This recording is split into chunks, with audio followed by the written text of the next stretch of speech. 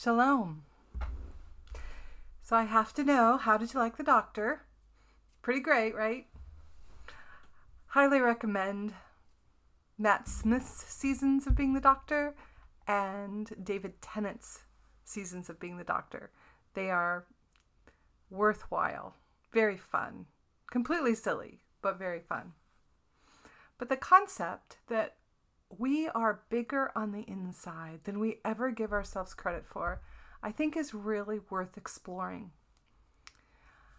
I want to explore it using the JoHari window. And I don't know how many of you are familiar with JoHari window, but this was developed as a tool by Joseph Luda and Hari Ingham, JoHari, in 1955.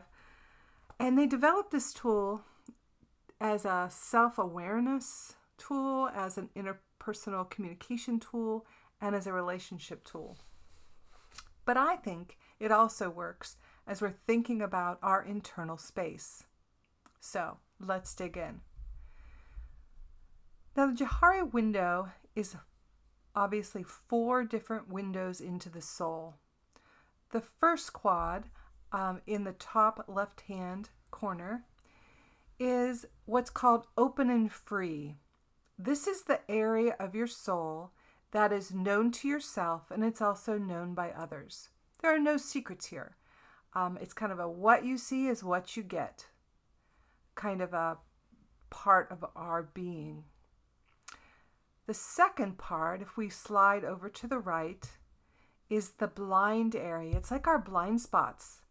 It's those places in our life that are known by others as they watch us and observe the way we move through life.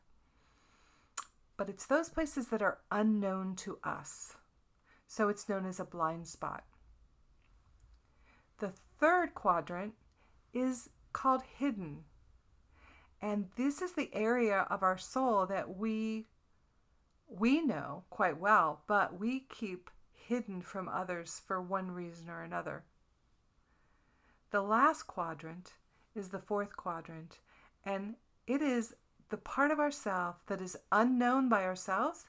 It's also unknown by others. It's completely unknown and a mystery. So the concept is that as we begin our journey with Christ, often this open and free space within us is kind of small. We don't know ourselves very well, and we don't let others know us very well as well. So as you can see on the screen, in that first quadrant, it's pretty small. The only way to expand that area is by asking questions to others, and also by telling others who we are, opening ourselves up in vulnerability to letting other people know who we are. And that's what expands those areas, that open and free area. Now, one of the ways to do this is, self-disclosure can be, some of us are really good at self-disclosure. Some of us are extroverts, and so self-disclosure comes very, very naturally. And sometimes we find ourselves disclosing more than we're even comfortable with. Extroverts are also very good at soliciting feedback from others. So how did you perceive me when I either did that behavior or when I said that? What were you thinking? And so we get feedback from others.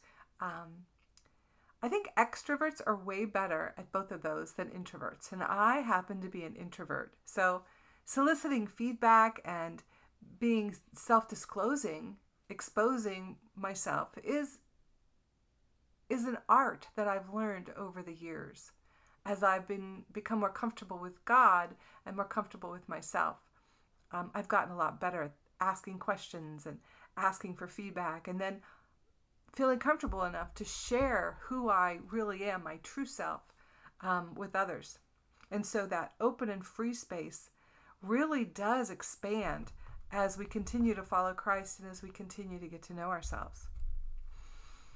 Now, this unknown place is a place a place of self-discovery, a place that we can only explore as we go to the inside, right? As we reflect on our actions, we reflect on our interactions with others. That way we expand that unknown, mysterious place through self-discovery. But we also expand it through others' observations.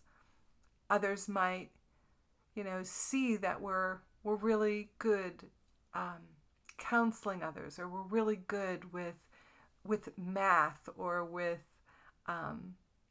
whatever it might be, and they verbalize that and tell us that, and then so that's an area that begins to become less mysterious and more known to us.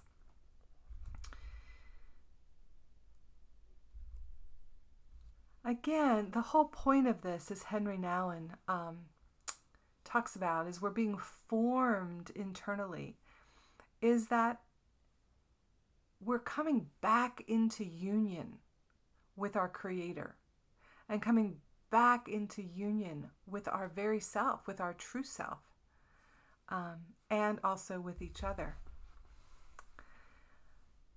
The one thing I want to point out that honestly, this was a very difficult doctrine when I first learned it. When I first came to know Jesus, I was hungry to know God. I wanted to know more of Him, and I was excited about studying the Bible and prayer and all of the things, right? But then I learned about this doctrine. It's called the doctrine of double knowledge. And I think Bernard of Clairvaux first developed this doctrine, but then Calvin developed it even further. And this is it. To know God, I must also know myself. And to know myself, I must also know God. It's like, when I learned that doctrine, I was like, no way. I want to know God. I'm good with knowing God, but man, don't go anywhere near my interior life. That was a scary place to me back in the day. So slowly, gently, lovingly, God has graciously pulled back the layers. I kind of like to think of the human as kind of an onion. Yes, we can be kind of stinky, and yes, we can make people cry. But more importantly, we are full of layers. And as we continue to surrender and offer ourselves up to God, God peels gently those layers back to reveal more and more of who we are and who we were meant to be to us and to others. One of those others was Augustine of Hippo. And in his Confessions, he said, "Late have I loved you, O beauty ever ancient, ever new. Late have I loved you, for behold, you were within, and I without." We do not want to be like Augustine at nearly the end of his life, when he realized that God was within him and that he'd been seeking God on the outside, but he was neglecting God who lived in his very core. So one of the goals of this class is to expand this open and free area, that we would get to know ourselves better. We'd also become known by others better, and we would get to know God better. And we'd come to recognize that God dwells within us, and the absolute mystery and amazingness of that fact. And as God works in our life, the ultimate goal is this, right? That we would have no blind areas. We would have no hidden areas. We would have no mysterious areas. Now, I'm not suggesting we're going to get here in this class or even in a lifetime, but to know that God wants to know us and wants us to be known, that's an important thing to chew on as we move forward. So I want to leave you with this thought. Late have I loved you, O beauty ever ancient, ever new. Late have I loved you, for behold, you were within, and I without.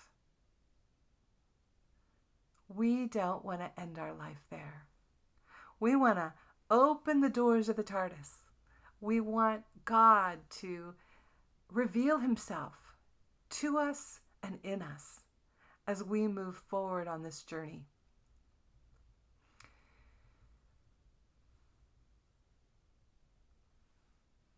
And so that's my goal for us, that we would become explorers, interior explorers, as we move forward.